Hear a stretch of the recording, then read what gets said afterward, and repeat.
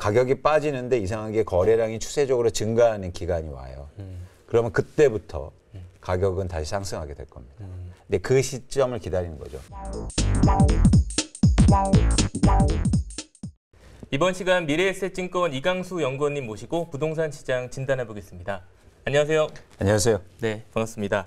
네, 지금 정부의 부동산 규제 완화 소식이 있었고 또 금리 동결로 인해서 거래량이 시장에서 좀 늘고 있다는 얘기가 나와서 좀 혼란을 느끼는 분들이 많을 텐데 실제로 지금 부동산 시장 어떻게 좀 봐야 될까요? 박 기자님 말씀하신 대로 실제로 아파트 거래량이 증가했고요. 특히 올해 1월하고 2월에 증가 속도가 좀 빨랐습니다. 그래서 서울만 보면 1000건도 사실은 거래가 안 되다가 올해 1월 들어서 한 2000건 이상으로 올라왔고 그다음에 2월에 2400건, 500건 그리고 3월에도 한 2400, 500건 이렇게 되고 있거든요. 네. 그러니까 확연히 좀 거래량은 증가했죠. 네. 그리고 또 가격세가 계속 하락하다가 하락률이 조금 둔화되는 그런 모습을 일단 보이고 있습니다.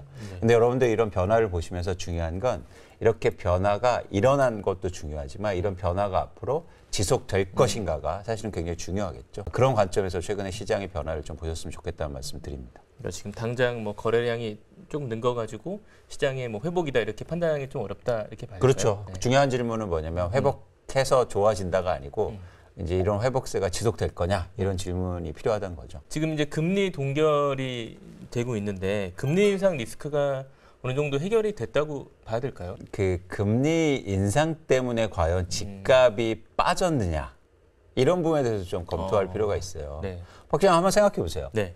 집값이 하나도 안 올렸습니다. 안 올랐습니다. 근데 금리만 올랐어요. 그럼 집값이 빠집니까? 저희가 원인 파악을 사실 정확히 해야 되는데 금리 인상이 굉장히 중요한 어떤 트리거, 일종의 방향성을 만든 건 맞지만 그게 결정적인 원인은 아니었고 한국의 부동산 시장, 자산 가격이 크게 상승했기 때문에 금리 인상이라는 그런 요인에 취약한 구조였다는 겁니다.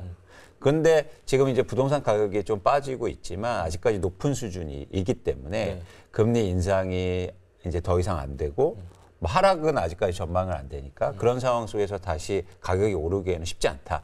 결국에는 시장의 변화의 출발점은 가격이 충분히 떨어져야 시장의 변화가 일어난다고 보고 있습니다. 현재 좀 부동산 시장을 이해하기 위해서 좀 어떤 지표들을 좀 주의 깊게 봐야 될까요? 네.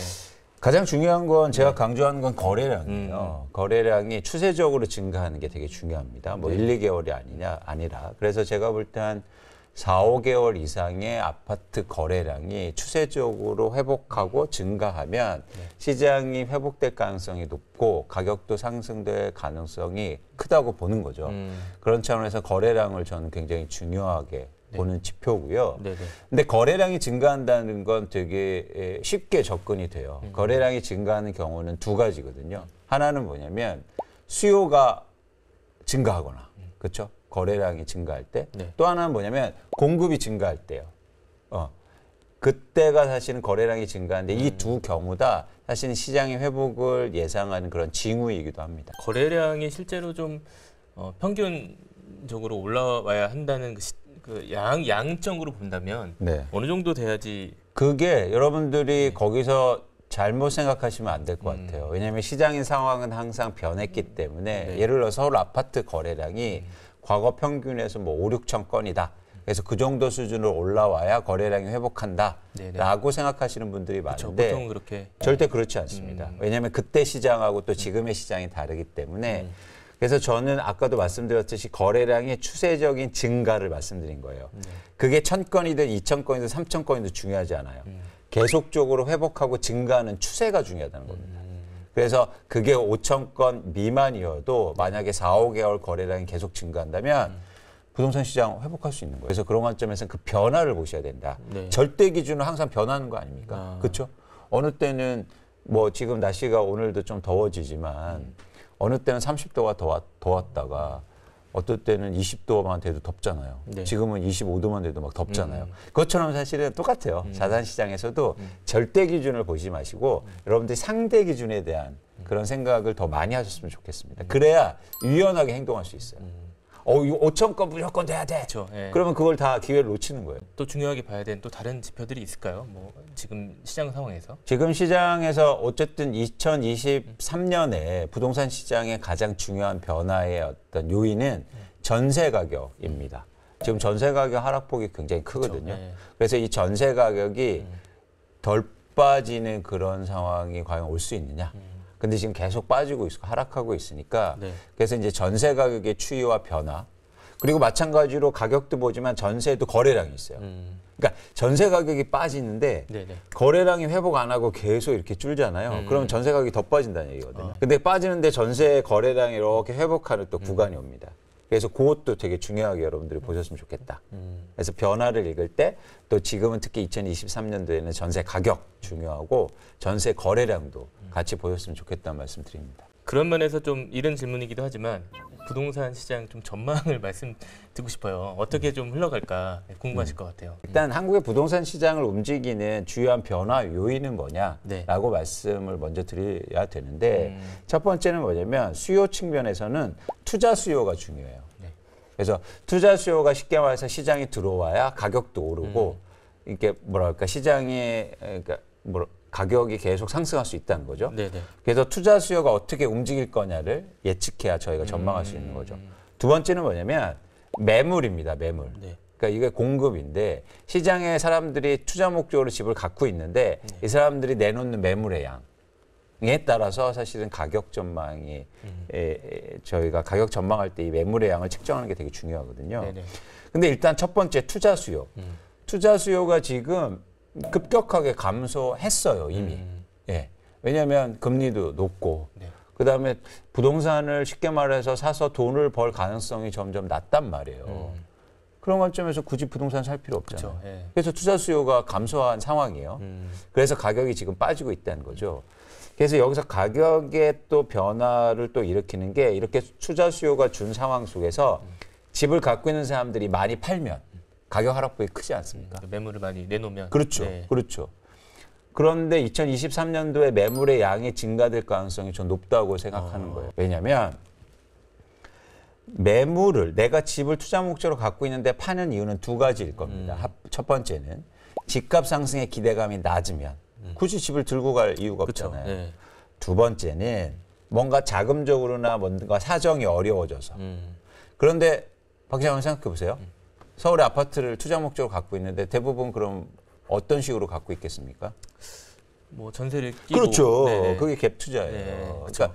그러니까 나는 투자 목적으로 집을 갖고 있는데 예를 들어서 뭐 월세 주신 분도 있겠죠. 그쵸. 예, 근데 대부분의 아파트들은 사실 전세를 끼고 사놨어요. 그러니까 전세 자금을 이용해서 투자를 해놨단 말이에요. 이런 상황에서 만약 전세 가격이 떨어지면 그동안 갭 투자한 분들은 금리 인상에 직접적인 영향은 없었어요. 이자 비용이 증가합니까? 뭐가 증가합니까? 그렇죠. 예. 근데 이제부터 본격적으로 거기에 노출된단 말이죠. 그래서 다시 한번 말씀드리지만 사실 2023년도를 출발해서 향후로 매물의 양이 증가할 가능성이 있다. 그 트리거는 출발점은 전세 가격 하락 때문이다. 네. 그렇게 되면 매물이 증가하면 가격의 하락폭이 조금 더 커질 수 있지 않을까 저희가 판단하고 있습니다. 이 금매가 일단 소진이 되고 나서는 어떤 시나리오가 좀 나타날까요? 지금 말씀하신 것과 연관해서 보면. 네. 그러면 어떤 현상이 일어나냐면 투자 수요가 없기 때문에 지금 집을 사는 사람들은 대부분 실수요라는 거예요. 최근에 20, 30대가 다시 네. 수요가 증가하고 있는데 실수요들은 명확한 특성이 있습니다. 뭐냐면 가격이 오르면 다시 안 사요. 예. 그러면 이제 가격이 좀 회복하고 매물 걷어들이고 호가 올리잖아요. 그럼 거래량 다시 감소합니다. 살 사람이 없는 거예요.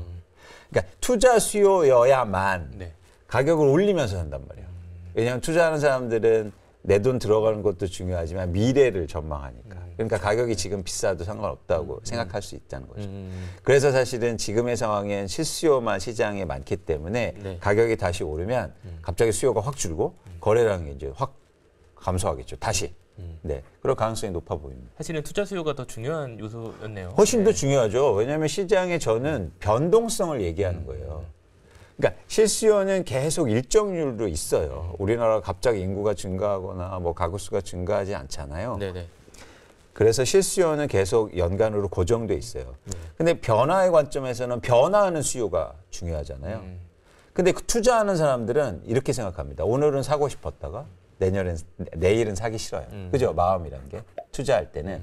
그래서 변동성이 크다는 거예요. 예를 들면 네. 2018년도 이럴 때는 서울, 그러니까 전국에 아파트를 거래할 때 38% 정도가 갭 투자였어요.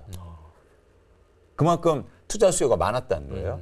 근데 지금은 올해 2월에 투자 그 갭 투자 비율이 14%로 떨어졌습니다. 와, 진짜 많이 떨어졌네요. 그러니까 그렇게 변동하는 수요는 투자 수요가 크다. 그래서 실수요가 절대 한국의 가격의 변동성, 부동산 가격의 변동성을 크게 만들 수 없다는 겁니다. 그런 측면에서 이제 집값이 지금 좀 떨어졌는데 실제로는 좀 어느 수준까지 내려왔다고 좀 판단을 해야 될까요? 뭐 강남 3구에서 많이 빠진 데는 최고가 대비해서 지금 약간 회복하긴 했지만 거의 평균적으로 35% 빠진 강남에서. 네, 그렇죠. 네. 강남 3구에서. 네. 그러니까 30%에서 35% 실거래가로 그렇게 빠졌고요. 네. 최근에 이제 좀 회복하면서 한 20%대로 이제 다시 감소했는데 하락률이 어쨌든 단기간에 하락폭이 굉장히 큰 상황이었습니다. 지난해 12월부터. 지금 말씀하신 거 보면 앞으로도 좀 이 하락세가 이어질 텐데 네. 뭐 언제까지 이런 상황이 좀 계속될 거냐 이렇게 질문 많이 하실 것 같아요. 가격은 계속 빠지지 않고요. 다시 회복하고 시장도 활성화가 될 겁니다. 그러니까 활성화라는 표현이 좀 이상하긴 하지만 어쨌든 거래도 활발하게 진행되고 가격도 다시 상승하는 구간이 오겠죠. 그래서 저희가 이제 고민하는 거잖아요. 그러면 그런 시점이 언제일까? 근데 그런 시점을 정확하게 제가 2024년 8월, 뭐 2025년 2월 이렇게 말씀드리면 너무 속 시원하고 좋죠. 그렇죠. 근데 그건 불가능해요. 제가 그거를 맞추는 수도 없는 거고, 네네. 그걸 또 얘기한다고 하면 제가 볼 때 사기꾼이다. 그 어떤 일이 일어나기 시작하면 그 이후로는 가격이 상승하게 됩니다. 그 일이라는 건 뭐냐면 거래량에 다시 강조하지만 거래량의 추세적인 증가예요. 거래량 가격이 빠지는데 이상하게 거래량이 추세적으로 증가하는 기간이 와요. 그러면 그때부터 가격은 다시 상승하게 될 겁니다. 근데 그 시점을 기다리는 거죠. 그래서 많은 분들이 뭐 얘기하는 거죠. 1, 2월 증가했으니까 이게 증가하는 거 아니야? 네. 대신 강조하지만 그게 지속돼야 된다. 최소한 4, 5개월 동안. 네네. 예, 그런데 제가 볼 때 4월에 또 주택 거래량이 감소할 거거든요. 그런 가능성이 커요. 그러니까 추세적일 수 없는 거죠. 그럼 아직 시간이 더 필요한 겁니다. 제가 주택 가격이 계속 빠진다는 얘기를 드리는 게 아니에요. 그러니까 빠지다가 다시 오르는 구간이 올 텐데 그 구간에 대한 변화를 여러분들이 관심 있게 보시자. 그런데 그 출발점은 거래량의 추세적인 회복이다. 이렇게 정리해 드릴 수 있습니다. 그래도 이런 지금 경제 상황들을 봤을 때 언제쯤이면 그런 현상이 지금 말씀하신 것들이 좀 나타날까 뭐 전망을 해본다면 어떨까요? 그러니까 이거는 공식적인 거 아니고 제가 개인적인 건데요. 네네. 그냥 뭐 그런 부분에 대해서 제가 예를 들면 제 아내가 물어본다면 네네. 그렇죠. 그러면 그냥 개인적이네요. 이건 네. 그냥 찍은 거예요. 그냥 제 느낌은 한 2025년? 뭐 근거는 있어요. 뭐냐면 아까 말씀드린 거래량이 증가하는 건 시장에 투자 수요가 다시 들어온다는 건데 투자 수요가 증가하려면 전세 가격이 의미 있게 회복해야 됩니다. 상승하거나. 그런 시점이 2025년이 될 가능성이 높아요. 2025년부터 입주 물량이 감소할 가능성이 커요. 그러면 아파트의 입주가 감소하고 그럼 전세 가격이 최소한 떨어지진 않고 회복하겠죠. 그렇게 되면 이제 투자 수요가 다시 시장에 유입되고 그럼 시장이 좀 회복할 수 있지 않을까 보고는 있습니다. 혹시 지방 부동산은 좀 상황이 많이 다르잖아요. 어떤 좀 차이가 있을까요? 사실 지방도 재화로 보거나 부동산으로 보면 똑같아요. 똑같아요. 그러니까 진폭의 문제가 있는데 하락폭이나 상승폭에 좀 차이가 있긴 하지만 네네. 이 변화의 흐름은 똑같습니다. 그래서 최근에 이제 세종시를 보시면 가격이 많이 먼저 빠지기 시작했고 그리고 하락폭이 되게 컸거든요. 그래서 거래량이 좀 추세적으로 회복할 가능성이 있어 보여요. 그러면 이제는 이후에는 세종시는 더 가격이 안 빠지고 회복할 수 있다는 거죠. 네네. 그런 관점에 제가 이제 세종시를 관심 있게 보고 있는 건데 그래서 어쨌든 그런 변화로 보면 뭐 지방이나 서울이나 똑같은 모습이다. 근데 이제는 시점의 차이가 있고 진폭의 차이가 좀 있는 거죠. 마지막으로 좀 무주택자들 조급해 하시는 분도 계실 텐데 조언을 좀 해주신다면? 네. 그러니까 요즘 또 시장이 회복하니까 무주택자분들이 마음 조급해하시고 또 내 집 마련해야 되는 거 아니냐 이런 생각을 하세요. 네. 물론 저 여러분들 완전히 그 부분에 대해서는 긍정하고 지지합니다. 내 집 마련하시는 건 전 지지해요. 제가 집을 안 사지 말자는 얘기를 드리는 게 아니에요. 네네. 대신 이제 저희가 최대한 지금은 그러니까 집이 한두 푼이 아니고 비싼 가격이니까 네. 금액이 크니까 적절한 시점에 대해서 고민을 해야 되는데 적절한 시점은 두 가지죠. 하나는 뭐냐면 나의 시점이 있어요. 그러니까 내가 충분한 자금을 갖고 있느냐의 시점. 그래서 무리하게 대출받거나 이러면 그 시점은 아닌 거죠. 두 번째는 뭐냐면 그 자산 가격의 변화가 내가 감당할 만한 수준뿐만 아니라 사실 지금 시장의 변화를 봤을 때 충분히 뭐랄까요? 적당한 가격인가 이런 부분에도 고민이 필요하잖아요. 그래서 아까 말씀드린 것처럼 그런 거래량 증가라든가 시장에 대해서 여러분들이 아실 필요가 있다는 거죠. 그래서 나에 대한 준비뿐만 아니라 시장의 그런 변화를 잘 읽으셨으면 좋겠다. 그러면서 내 집 마련을 꼭 이렇게 집값이 떨어지거나 시장이 안 좋을 때 하시는 건 맞습니다. 그래서 집을 이제는 사시려는 내 집 마련의 목적을 가지셔야 되고요. 흥미로운 건 이렇게 집값 빠지고 시장이 안 좋다 보면 장기적으로 이제 그렇게 되면 내 집 마련을 또 되게 부정적으로 생각하세요. 누가 지금 집을 사냐. 집값 계속 그쵸. 빠질 텐데. 네, 근데 그런 생각을 하면 안 되신다라는 말씀을 꼭 드리고 싶습니다. 그러니까 지금 추세가 계속 좀 더 빠질 수 있는 가능성이 있는 상황이잖아요. 네. 그러면 좀 지켜보고 집을 사는 게 맞는 거라고 봐야 될까요? 그렇죠. 지켜보시는데 그게 예를 들어서 제가 2025년 말씀을 드렸지만 갑자기 올해 말부터 좋아질 수도 있거든요. 그 좋아지는 신호는 어디에서 찾는다? 거래량에서. 거래량. 네. 그렇기 때문에 여러분들이 거래량을 관심 있게 보시고 변화를 읽으셨으면 좋겠다는 거예요. 마찬가지로 아까 거래량도 5천 건이 좋냐? 그거 똑같은 거예요. 시점도 2025년 이게 아니고 네, 그러면 안 되죠. 절대 기준은 없어요. 네, 네. 그건 계속 변화시키는 겁니다. 그래서 그런 추세적인 변화, 그러니까 유량적 관점에서 네. 변화의 관점에서 보셨으면 좋겠다. 그래서 계속 보시는 거예요. 여러분들이 구체적으로 말씀을 조금만 드리자면 네. 무주택자분들은 내가 살고 거주하고 싶으신 한 10개 정도 아파트를 선정하시고 그 아파트들이 가격과 거래량을 계속 이렇게 보는 거죠. 구체적으로. 네, 네. 그러니까 구체적일수록 저희가 실행 가능성이 그러네요. 높잖아요. 네. 그래서 여러분들이 꼭 그렇게 하셨으면 좋겠다는 말씀 드립니다.